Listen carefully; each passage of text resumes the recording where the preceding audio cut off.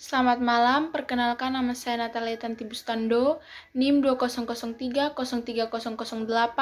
kelas A semester 3, jurusan Sosiologi, Fakultas Ilmu Sosial dan Politik, Universitas Nusa Cendana.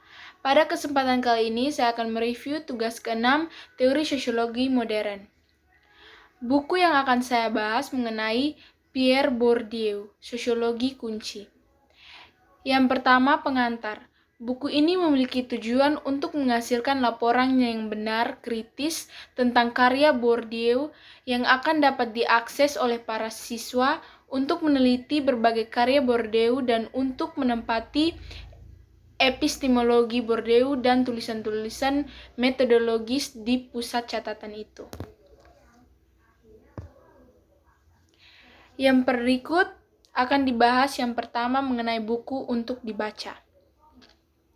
Untuk menawarkan pengenalan karya Bourdieu memiliki tujuan yaitu untuk membahas pekerjaan dan pemikiran di luar permainan bahasa yang buram dari lingkaran sosiologinya dan penafsirannya.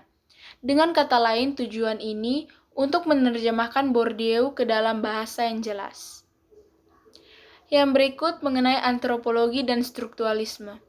Bab ini berfokus pada Bourdieu, antropologi sosial, dan etnografer, dan terutama pada pekerjaannya di antara Kabylie di Aljazair, dan pentingnya strukturalisme dalam membantu mengembangkan pendekatannya terhadap kebudayaan.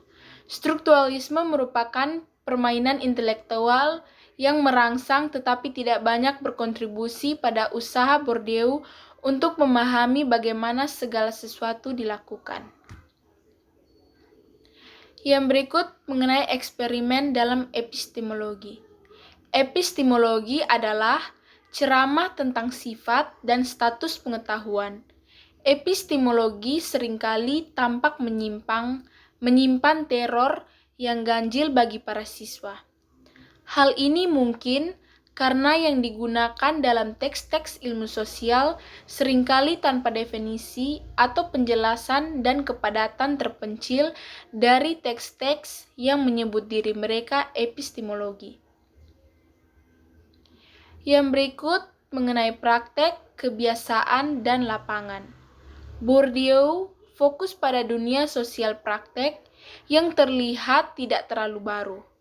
Pentingnya Bourdieu proyek terletak dalam usahanya untuk membangun model teoritis praktek sosial untuk melakukan lebih dari hanya mengambil apa yang orang lakukan dalam kehidupan sehari-hari untuk diberikan dan untuk melakukannya tanpa kehilangan pandangan pola yang lebih luas dari kehidupan sosial.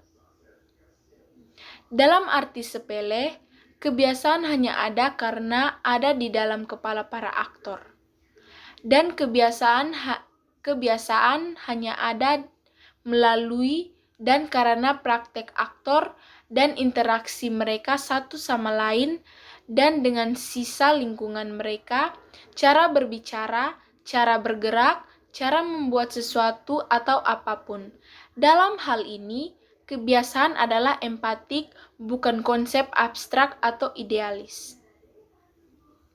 Sebuah lapangan dalam arti Bourdieu adalah arena sosial di mana perjuangan atau manuver berlangsung di atas sumber daya atau aspek dan akses tertentu. Suatu lapangan adalah suatu sistem yang terstruktur dalam posisi sosial yang ditempati salah satu dari keduanya individu atau lembaga yang sifatnya menjelaskan situasi bagi penghuni rumah mereka. Yang berikut akan dibahas mengenai kekerasan simbolik dan reproduksi sosial. Teori kekerasan simbolis secara sistematis dijabarkan pada paruh pertama reproduksi sistematis dalam pendidikan, masyarakat, dan kebudayaan pertama kali diterbitkan dalam bahasa Prancis pada tahun 1970. Menurut Bourdieu, kekerasan simbolis adalah pemaksaan sistem simbolisme dan makna yakni kebudayaan atas kelompok atau golongan, sehingga mereka alami sebagai sesuatu yang sah. Yang berikut mengenai penggunaan bahasa. Hal pertama yang perlu dicatat tentang makna tentang bahasa yang ditulis selama tahun 1970-an dan tahun 1980-an yang baru-baru ini telah diterbitkan dalam Bahasa dan Kekuatan Simbolis adalah bahwa itu adalah kritik linguistik yang murni dan bersifat formal yang jelas sekali merupakan karya Saussure dan Chomsky. Bahasa menurut Bourdieu adalah elemen bawaan dari persaingan perjuangan atas penggunaan budaya dan proses reproduksi budaya yang membuat seperti kontribusi penting untuk reproduksi sosial dari tatanan yang ditetapkan.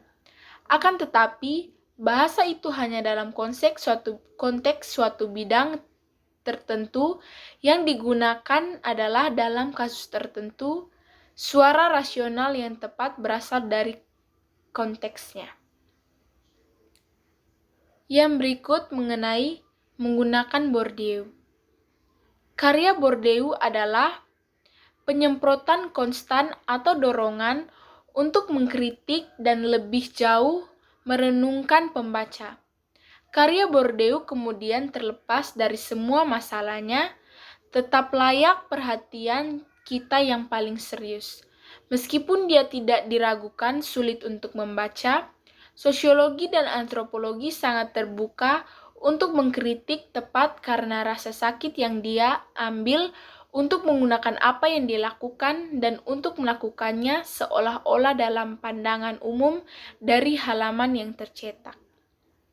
Sekian dan terima kasih.